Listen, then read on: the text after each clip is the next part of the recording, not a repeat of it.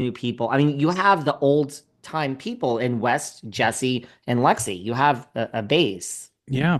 I think that I think Lexi was a great addition to the show. Great. Lexi knows what she's doing, and regardless of how you feel like the Jesse of it falls, Jesse's obviously just being trash this season. But there is a world where, like, look, at a certain point, you don't want to go to the summer house, or you have a different type of summer house Mhm. experience. And quite frankly, I think even the audience is tired, and it's shown in this season.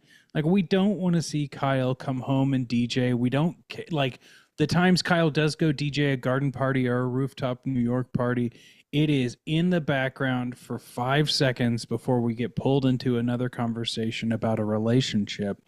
And yeah, I think the easy answer is like, you take the more established cast members and give them a different sort of storyline. But, look what's happening with the Valley. Like, maybe we just focus on new people, and some of the cast are going to be interchangeable, but you never know. And I think that, like, Summer House has never been shy about cleaning house or like giving someone only one season. And I think it would be big news if Kyle and Amanda became friend of, and I don't think it would change the show to be any worse by any means. I mean, and And they can make Carl a friend of. I mean, I'm not a yeah, Carl fan, but still, it's just the same thing. He's been there. I mean, he's sober, also great, but that's yeah, not really what Summer House is. no, and I think they also, on that token, thought that the Lindsay Carl stuff would be bigger this year, and that's a huge flop in terms of drama in the house. Lindsay tried to spark something on the anniversary or the weekend anniversary of Carl's brother's death, knowing that, and Carl's just like, "Oh no, I've got receipts," and it's like, "Okay, done. I guess that this isn't a thing anymore." And to that point, I actually saw Vanita back on Southern Charm going live on TikTok, and someone brought up Winter House, and she was like, "Oh, Winter House is never coming back. It Yeah. will never come back." And I was like, "Oh, that's interesting," because I really liked Winter House.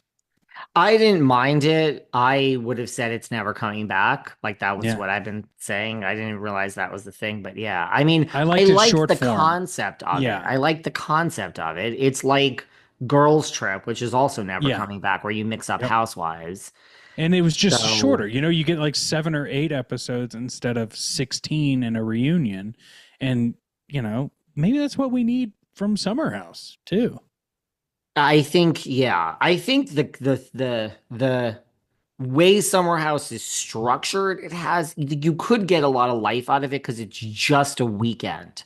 It's Hmm. just a weekend with hidden cameras as opposed to a show. I mean, the problem, like, look, honestly, I don't know who asked for Next Gen with Gia GDJ and Brooks Oh Marks. God. I mean, you should have just taken Kyle and Amanda and Paige and Sarah and Carl and just given them a New York City based show. They're Yes, not, they I don't agree. read as housewives. Yes, some of them are as old as some of the housewives, but it would have been a show around New York, and they really, truly are organic friends. The Yep. people on Next Gen do not hang out. They filmed a reality show. These people hang out like in between, like Vanderpump Rules. Kyle, Amanda, Lindsay, Carl, Sierra. Who else could we have in there? You know?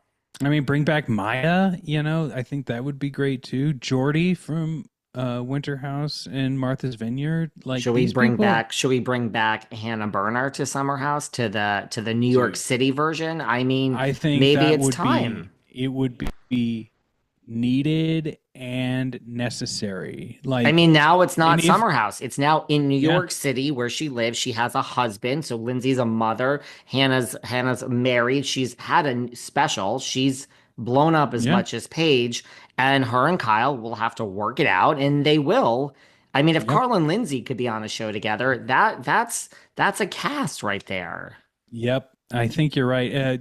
And the fact is like you could have some of these next gen people in an established New York show, But right now, I'm worried that none of those people are able to carry a show. So having it be a structure like you're suggesting would be the perfect way to introduce new casts in a way that's like authentic and does it like smoothly. It's not like a smack in the face of like, why do I want to watch this new show? I do not care about these people.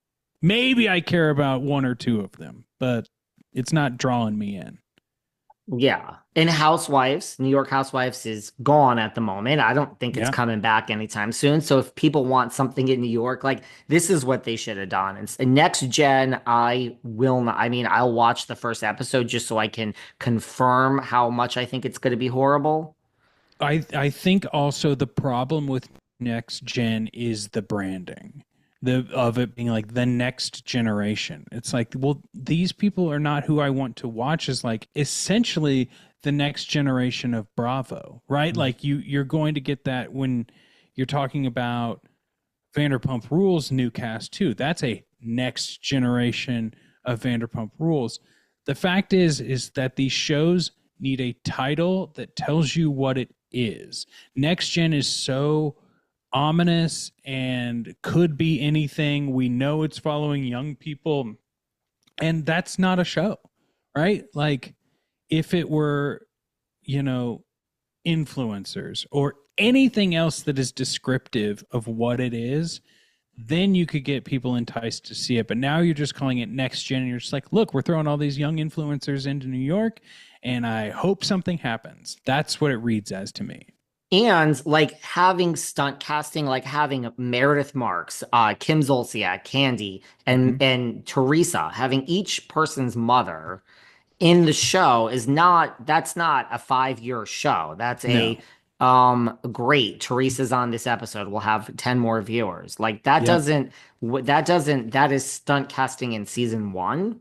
Yeah. It I doesn't mean, work. what is it when I talked to Peter a little while ago? He talked about when Vanderpump Rules was popping off in its like second season or whatever, the Abbey tried to do their own show. I And watched all, it. yeah, but it was cast, right? It wasn't people who worked there, and it lasted, what, one season?